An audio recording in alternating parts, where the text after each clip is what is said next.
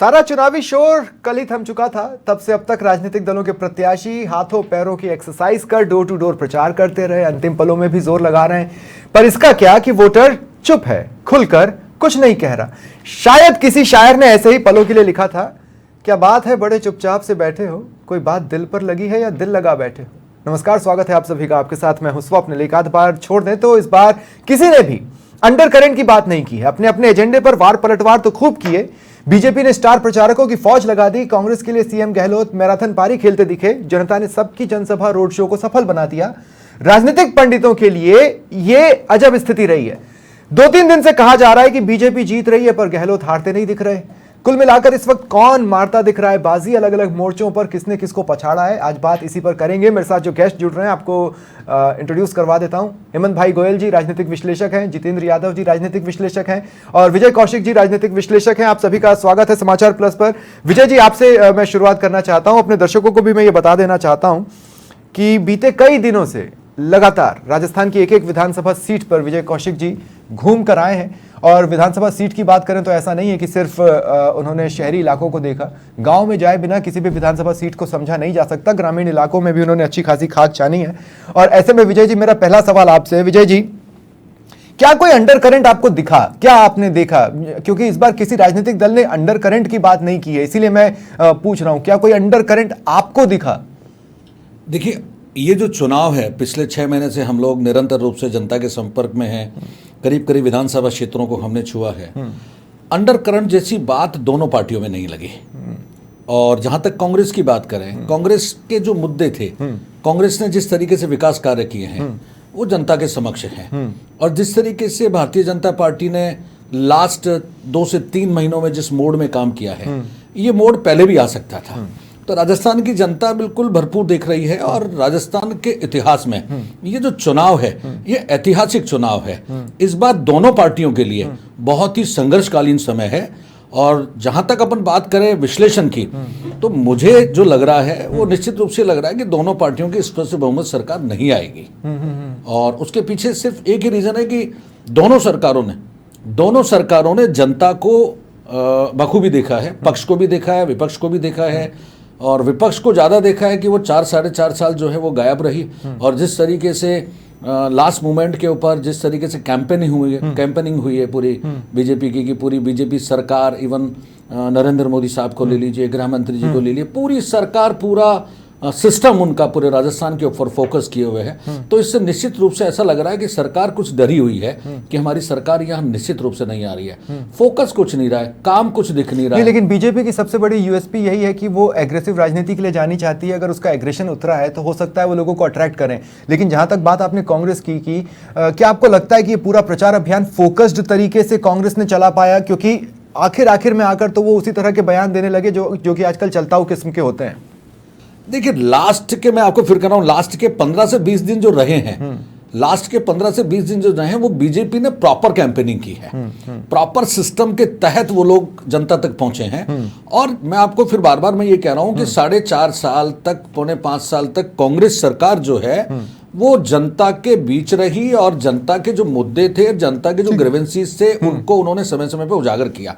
ये बात जरूर है कि राजस्थान के अंदर इस बार कानून व्यवस्था बिल्कुल निरस्त रही, चरम पे रही और बिल्कुल नस्तो नाबूज रही, जिसके कारण राजस्थान के अंदर बहुत सारे इंसिडेंट्स ऐसे हुए कि राजस्थान की जनता बहुत ज्यादा नाराज। इसके अलावा पेपर लीक प्रकरण, ऐसे बहुत सारे लोगों ने आपसे खुलकर बात की। क्योंकि इस बार पहली बार ऐसा है कि बहुत ज्यादा खुलकर लोग कुछ बता नहीं रहे, लेकिन लोगों ने आपसे खुलकर बात की। किन मुद्दों को उन्होंने बताया कि ये हैं?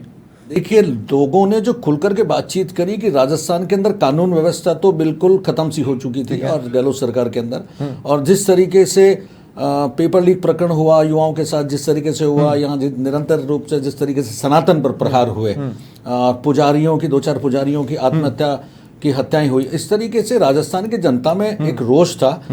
लेकिन विपक्ष ने अपनी भूमिका प्रॉपर रूप से नहीं निभाई। ठीक है, 4.5 साल में विपक्ष ने अपनी भूमिका प्रॉपर रूप से नहीं निभाई। ठीक है। अगर विपक्ष अपनी भूमिका प्रॉपर रूप से निभा पाता और टिकटों का वितरण प्रॉपर रूप से हो पाता, तो आज जो हमारा सर्वेक्षण है ना, उस सर्वेक्षण के हिसाब से भारतीय जनता पार्टी निष्पक्षता के साथ सरकार बनाती हुई दिखती है हमें। ठीक है विजय जी, एक मैं आपसे रिक्वेस्ट करूंगा, आप प्लीज इस कैमरे को फोकस करें। मैं जितेंद्र यादव जी आपके पास आ रहा हूं। जितेंद्र जी, प्रतीकात्मक चीजों से भी बहुत दूरी बनाकर रखी गई इस चुनाव में। अगर आप देखेंगे मंचों से वो जो तस्वीरें नहीं होती थी कि आसपास सारे दिग्गज खड़े और एक दूसरे का हाथ पकड़ के, हाथ उठाकर फोटोज खिंचवा रहे हैं, उससे दोनों ही पार्टियों ने दूरी बनाकर रखी और दोनों की अपनी अपनी रणनीति है उसके पीछे, ये अब हर व्यक्ति समझ चुका है। लेकिन क्या आपको भी लगता है कि आखिर में आकर वो उस कमी को पूरा करने की कोशिश की गई और एकाध प्रतीकात्मक तस्वीरें सोशल मीडिया पर डाली गई? स्वप्निल, इसको मैं थोड़ा अलग तरीके से देखता हूँ। देखिए, अभी का जो वोटर है, आज से पिछले 5 साल पहले के चुनाव में और अब के चुनाव में जो ट्रेंड को आप पढ़ रहे हैं, वो ट्रेंड में एक तो बदलाव आ गया। ट्रेंड पंडितों को भी अपने तरीकों को थोड़ा बदलना चाहिए, पहली बात। दूसरी बात, इस टोटल वोटर्स को आप टोटल नहीं कह सकते, इस टोटल शब्द में भी सेंध लग गई है, क्योंकि ये इंपॉर्टेंट बात में इसको समझना पड़ेगा। क्योंकि एक जहां द्विदलीय व्यवस्था होती है, केवल 2 पार्टी डोमिनेंट होती है जिस स्टेट में, तो ये तो तय है कि ना तो विपक्ष ने अच्छी भूमिका निभाई होती है और ना ही सत्ता पक्ष से। हमेशा एक धड़ा होता है जो सबसे नाराज होता है। तो वो जो 33% की जो औसत होती है, वो तो ना तो इस तरफ जाएगा और ना इस तरफ जाएगा। ये एक न्यूट्रल गणित है। और राजस्थान के चुनाव में वो बीच वाला धड़ा जिसकी आप बात कर रहे हैं, वो मिडिल क्लास है। मैं उस पर आगे बात करूंगा, लेकिन मिडिल क्लास है। हाँ बिल्कुल। लेकिन यहाँ जो आप प्रतीकात्मक उसकी बात कर रहे हैं, देखिए सर, बिना नेता के तो कोई भी लड़ाई, कोई भी किसी भी तरह की जंग आधारहीन मानी जाती है। अब यहाँ पे एक डिलेमा की स्थिति है। अगर हम कांग्रेस को परखे इस नेता वाले पर्सपेक्टिव से, तो कांग्रेस में दिखने को तो चेहरा है, लेकिन वो मान्यता का अभाव है। वहां राजनीति शास्त्र में एक सिद्धांत चलता है जिसको हम कहते हैं एक्सेप्टेंस या स्वीकृति या औचित्य। तो लोग उस चेहरे को स्वीकार करने के पीछे डाउट करने लगे, क्योंकि इतने सारे फेल्योर देखे लोगों की नजर से, जैसा कि मैं लोगों तक पहुंचा, हमने देखा। और यही कमोबेश स्थिति रही है बीजेपी में, क्योंकि बीजेपी के पास तो चेहरे का ही, वो बिना चेहरे के चुनाव लड़ रहे हैं। सर, केंद्रीय चुनाव जो होता है संसद का, और यहाँ जो अपने विधानसभा चुनाव में एक मूलभूत अंतर होता है। यहाँ के मुद्दे पूरी तरह अलग होते हैं और केंद्रीय चुनाव अलग मुद्दों पर लड़ा जाता है। अब तीसरा महत्वपूर्ण बिंदु आपको ध्यान रखना है, वो ये है कि आप ओवरऑल समीक्षा कोई भी इसकी करेगा, मुझे लगता है कि ये जल्दबाजी होगी। यहाँ क्षेत्रों के अलग अलग समीकरण निकल के आ रहे हैं। जल्दबाजी होगी, लेकिन जितेंद्र जी, मैं अपने ही सवाल को एक कदम और आगे ले जाता हूं और मैं बीजेपी और कांग्रेस दोनों के लिए स्पेसिफिक होकर पूछता हूं। 2018 में कांग्रेस के लिहाज से हम देखें तो राहुल गांधी के एक तरफ अशोक गहलोत, एक तरफ सचिन पायलट, और हाथ उठाते थे। लेकिन अंतिम मोमेंट्स पर आकर अशोक गहलोत सचिन पायलट के एक वोट अपील को रिट्वीट करते हैं। यहां पर आकर प्रतीकात्मक चीज को रिपीट करने की कोशिश की गई। अब मैं आता हूं प्रधानमंत्री मोदी पर। उनकी जनसभाएं अपने आप में सफल थी, उनके रोड शो अपने आप में सफल थे, लेकिन लोगों को लगा कि यार इसमें राजे फैक्टर और जुड़ जाता ना तो इसको 4 चांद लग सकते थे। मतलब राजे की लहर अगर जुड़ जाती मोदी लहर के साथ, तो फिर एक डिफरेंशिएशन पॉइंट आता। तो मैं, अब आप समझेंगे कि मैं कहना क्या चाह रहा हूं। क्या लास्ट मोमेंट पर आकर प्रतीकात्मक पर आ गए हैं? मैं स्वप्निल इसी बात को कंप्लीट करता हूं। देखिए, यहां थोड़ा सा एक चीज है जिसे आप मिस कर, अपनी लास्ट प्रेस कॉन्फ्रेंस में गहलोत साहब क्या कहते हैं, उस प्रेस कॉन्फ्रेंस को ध्यान से देखिए। उसके बाद उनके लास्ट के जितने भी वो देखिए, पूरे शहर से, पूरे जयपुर शहर से पोस्टर्स में से जो बड़े 2 चेहरे तक हैं वो भी गायब है। ये एक बात नोटिस करने लायक, अंडरलाइन करने लायक, इसको भूलना नहीं सकते हम। ना तो डोटासरा नजर आए वहां पे, और ना ही सचिन पायलट जैसे कोई और दिग्गज नजर आए। केवल और केवल लास्ट में अशोक गहलोत ही नजर आए, जैसा कि उनकी राजनीति इतिहास रहा है। अंतिम शॉट वो अकेले फ्री बॉल पर, कहते हैं ना, जो फ्री एक बॉल दिया जाता है 9 बॉल पर, वो फ्री शॉट मारने की कोशिश वहां देखिए। तो ये जो प्रतीक या चेहरे का डिलेमा है, आप माने या ना माने, ये जो भूत है ये कांग्रेस से पीछा नहीं छोड़ रहा है। कांग्रेस का मोबेस बीजेपी के बिल्कुल बराबर खड़ी हो गई है। यही भूत बीजेपी का पीछा छोड़ रहा है क्या? तैयार नहीं है। एक बार शॉर्ट में बताइए, क्या बीजेपी का यही भूत पीछा छोड़ रहा है क्या? आखिर में तो साथ में दिखना पड़ा ना दोनों लोगों को। हाँ, बिल्कुल इस स्थिति में आप जो शुरुआत बातचीत की अपनी जो हुई थी, मैं वहीं पे जाता हूं कि अब का जो चुनाव है इससे बड़ा दिलचस्प चुनाव कम से कम पिछले आप ये कह सकते हो 2 दशक में देखने को नहीं मिला। ठीक है। इस बार वोटर का ट्रेंड जो है वो ट्रेंड कई बातों पर निर्भर करेगा। पहली बात तो हमें यहाँ की सांख्यिकी को देखना चाहिए। हमें यहाँ की जब हम उसको देखते हैं सांख्यिकी को, उसमें युवाओं का बड़ा रोल है और कहीं ना कहीं सत्तारूढ़ दल को, देखिए राजनीति में बहुत पुरानी बातें याद नहीं रखी जाती, कहा भी जाता है राजनीति हाँ और ना है के बीच चलती है।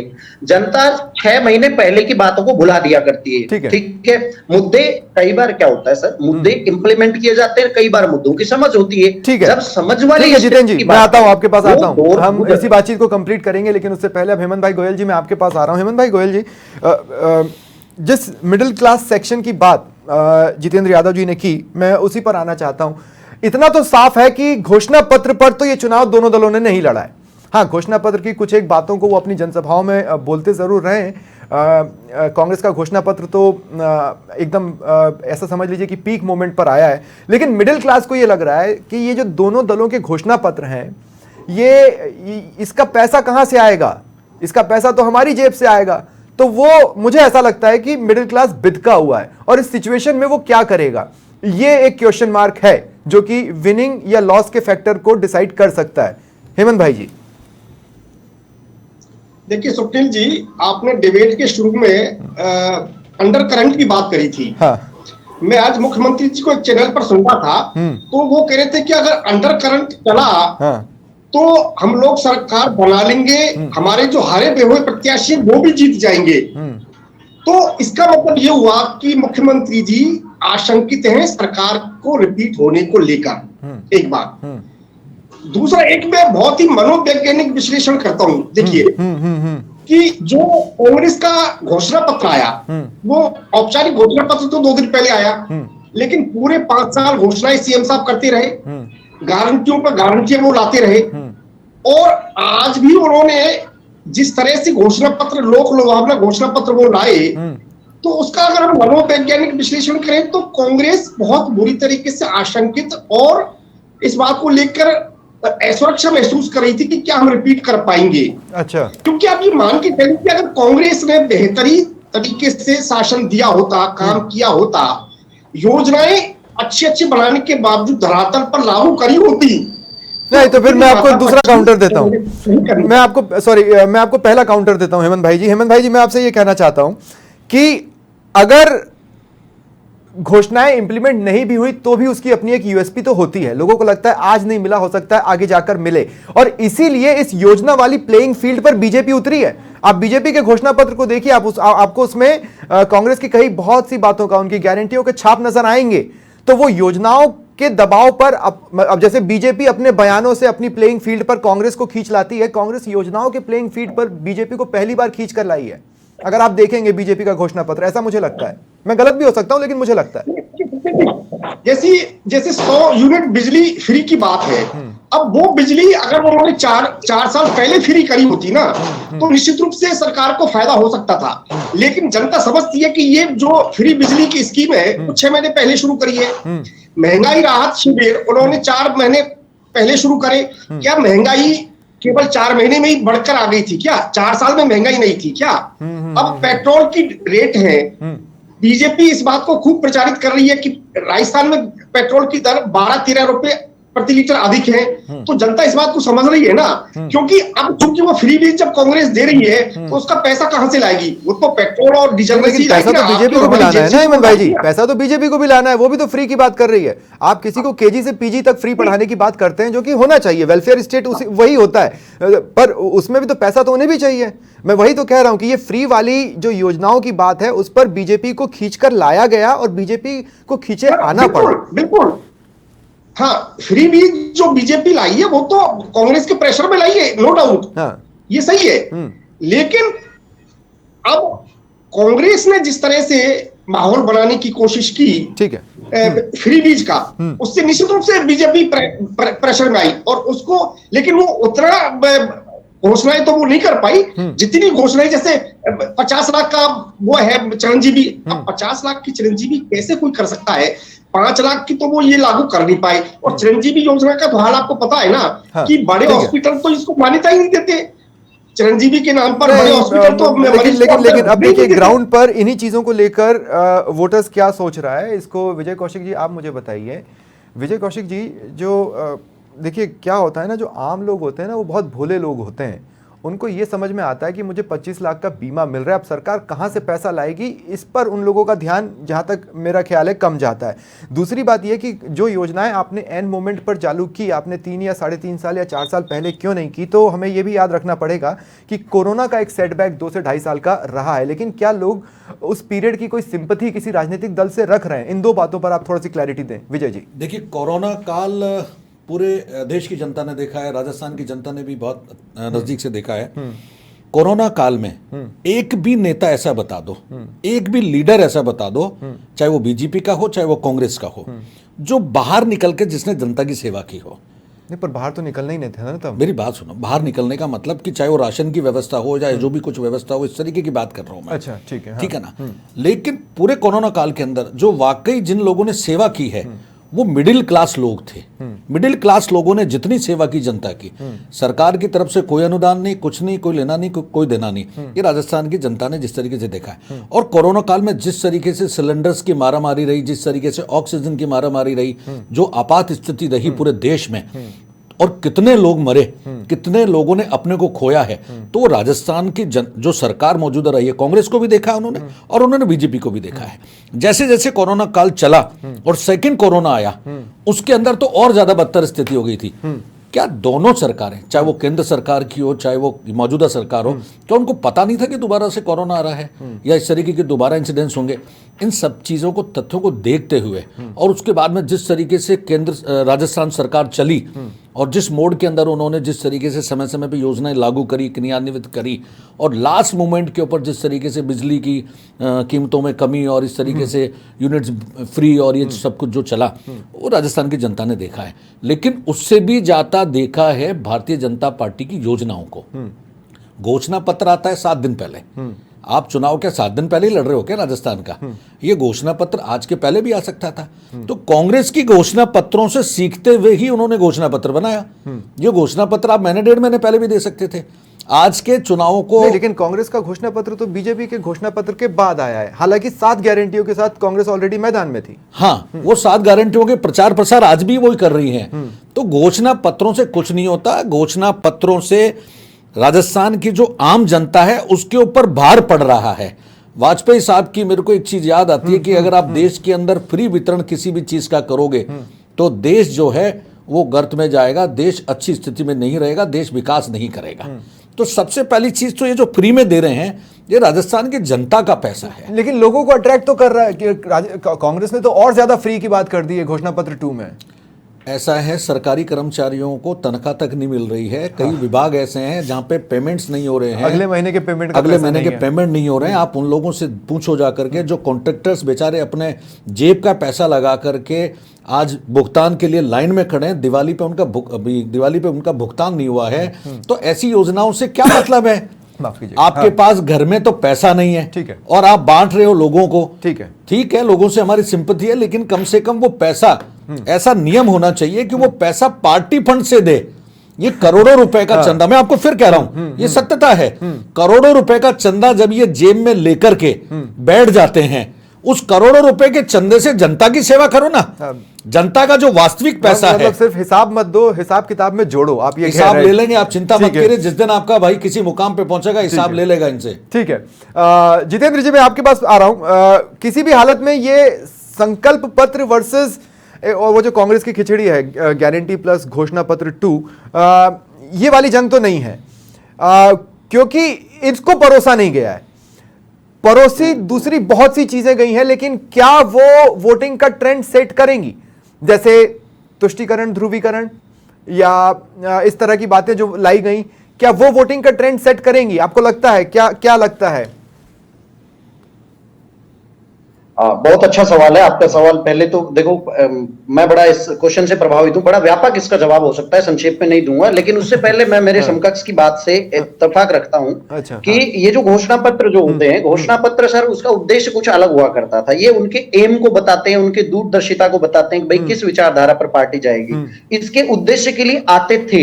लेकिन अभी ये खिचड़ी या रेवड़ी बाट प्रतिस्पर्धा हो गई है। लेकिन वहां थोड़ा काउंटर करूंगा, बीजेपी का जो एक घोषणा पत्र आया था, संकल्प पत्र, एक्चुअल में ये इससे यहां से इंस्पायर नहीं था। ये तो दोनों ने सेम गलतियां की एंड टाइम पे दिया है। राजस्थान का बीजेपी का घोषणा पत्र एमपी के उनके अपने ही खुद के घोषणा पत्र से इंस्पायर था। चलिए ये एक अलग बात होगी। अब बात आती है सर पेचीदा जो मैं बात बता रहा था, आज के वोटर को आप आम वोटर समझने की गलती नहीं करें। लेकिन जितेंद्र जी, एमपी का जो घोषणा पत्र है वो कांग्रेस की 7 गारंटियां जो राजस्थान में आई थी उसके बाद आया था, और इसलिए मैं कह रहा हूं कि उन 7 गारंटियों में सिलेंडर वाली बात और ये सब उनको एंड मोमेंट पे शामिल करनी पड़ी है, 50 रुपए कम कर।